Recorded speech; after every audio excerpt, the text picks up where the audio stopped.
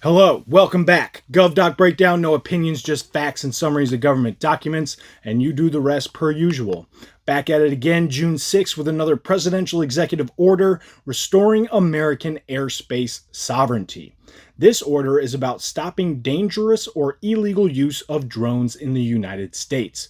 The order explains that bad actors are using drones to smuggle drugs like fentanyl across the border, deliver contraband into prisons, spy on law enforcement, interrupt large public events, and fly near military bases and critical infrastructure. So basically, the US government's official position moving forward is to protect the skies from drones being used unlawfully or recklessly.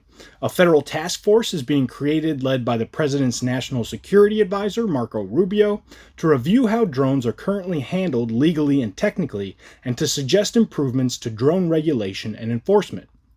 The FAA will work with other agencies to identify what areas need protection and implement rules that limit where drones can fly.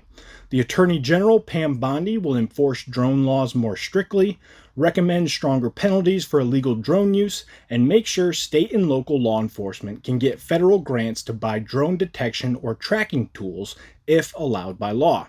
The Department of Homeland Security, along with the FAA, must help private companies that operate critical infrastructure understand how to legally detect and track drones. There will also be an expansion of what are called protected zones.